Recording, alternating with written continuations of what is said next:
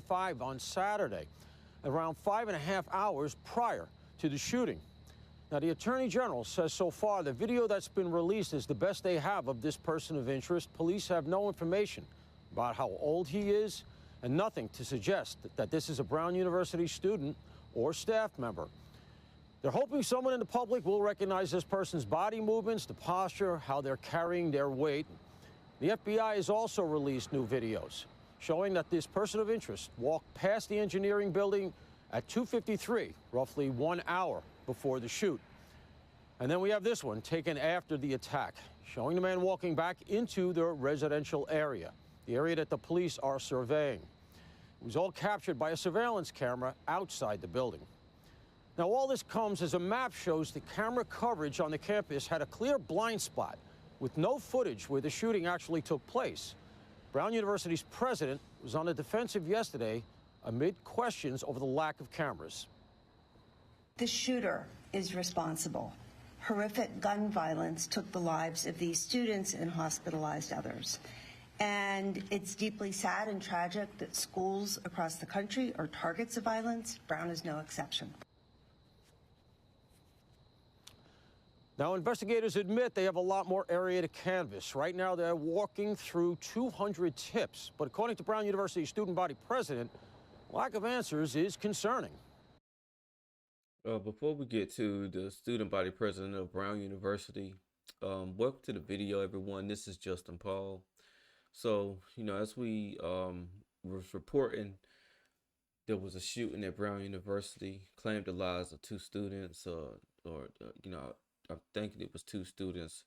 Don't hold me to that, but claimed the lives of 2 individuals and injured more. And as now we're learning a lot more information. There was a lack of cameras at a certain area near that building, which you can't have that. That should have been something that should have been addressed. If you can pull up the map and see all the cameras, you definitely want to go ahead and make sure you have adequate enough cameras to where there's not a blind spot. And it's just weird that it's just like multiple cameras in certain areas, which is nothing wrong with the established cameras. But when you have a certain area that has like certain blind spots, you need to make sure that you get cameras in those areas, because as we see now with this whole situation, that was just a bad move. It was a security failure, in my opinion. And this event happened, but let's hear what the student body president has to say. Answers is concerning. We have been concerned and confused and hoping that there's more progress in the case. But I also do see that the campus is working really hard and doing everything that they can. There's definitely uneasiness with the gunman not being in custody. General mood I've been feeling is like getting the air knocked out of you. It's pretty sad on campus. Now, police say there's no evidence to suggest that anyone was actually targeted in the shooting. They are now asking people in the area to check their surveillance video at home for any possible clues. So, the authorities need all the help they can get on this, because it seems like, even though they're intensifying their manhunt, they just don't know too much about this suspect. It took them a couple days here to produce enhanced videos and images of the suspect. And, they have the snow, which is, I understand that, snow on the ground can cause difficulty when it comes to investigating stuff. But, it's just crazy. It's just crazy that, this happened, and the person knew exactly where to go and do something like this, to where they'll be able to elude law enforcement for days after the incident.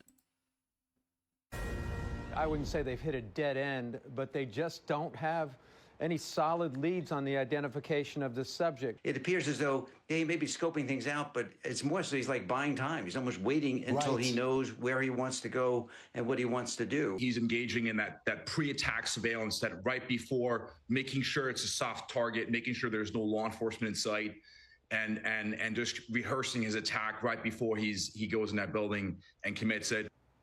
Breaking news now in the manhunt for the Brown University shooter, now in its 5th day. Providence police are now looking for a second person who was, quote, in the proximity of the person of interest. Wow, a lot we are learning minute by minute as this goes on. I'm Sandra Smith in New York. John, good to be with you. Good to be with you as well, Sandra. I'm John Roberts in Washington, and this is America Reports. That headline comes as new video lays out a timeline of the potential shooter's movements in 15 different clips, up to 2 hours before and just minutes after the deadly mass shooting. We have Fox Team coverage for you kicking off right now with Paul Morrow, who is on the ground digging. In the meantime, though, I want to transition to some breaking news that we now have coming into our newsroom. We've been following this since that first broke on Saturday, but new details in the Brown University shooting. I want to put this up on your screen. This is the latest information that has since been released by Providence Police. As you can see there, they've put out these new photos there on your screen. This is of a now second person that they're seeking information on in connection to the shooting. This was just released within the last hour there from the Providence Police Department, depicting this new photo of a person wearing a hood, a blue jacket, seemingly dark color slacks or pants, and holding a bag on their side. He damn near looks like a mailman. It's crazy to say, but he damn near looks like a mailman. And so it does appear that the person has a different color hood on than the jacket that they're wearing themselves. But I want to put this up on your screen because this is the social post that went along with these photos that were released, saying that those investigators are now asking for the public's help in identifying and speaking to the individual shown in these photos who was in proximity of the person of interest. Anyone with information is urged to call the tip line, that number there on your screen, 401-272-3121. We are now entering, though, day 5 of this manhunt for the suspect in this case, and authorities are now asking the public for any additional footage that they may have of the gunman who fatally shot 2 students and wounded 9 others at Brown University on Saturday. They're starting to release more information and a video timeline with clearer images of that initial suspect. But again, this is the breaking news this hour. Police are now releasing photos of a person that they say is in proximity to the person of the Brown University shooting. They were seen on surveillance video near that initial person. You know, it's just one of those things, you know, they need a lot of info. You know, they were saying they had over 200 tips, and they're combing through all those tips, and you know, they're trying to get their suspect. They're saying that the second person was in proximity to the shooter, and they're hoping that, you know, people will come forward with information on who this person is, and you know, there's no telling how long this is going to go on.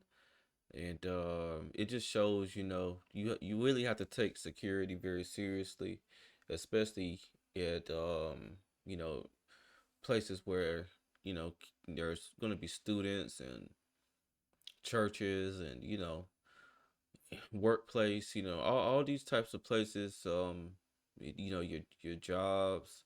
You got to take security serious because, you know, this can happen anywhere, honestly. And we're seeing it more and more at schools and colleges. So hopefully this is a lesson to all, you know, everyone who is a decision maker at these places, who decides, okay, here, this budget is allocated to security and stuff like that. You know, go ahead and get that top of the line security, you know, surveillance, whether you have to put like, you know, you have to put technology on the door to where you have to scan to have access. You know, you just have to take the security of your student body and your your staff very, very seriously. And again, we'll see what becomes of this whole manhunt for the suspect. And you know, we'll just keep our eyes and ears open. If you like my content, make sure you like, comment, and subscribe to my channel. This is Justin Paul. Peace.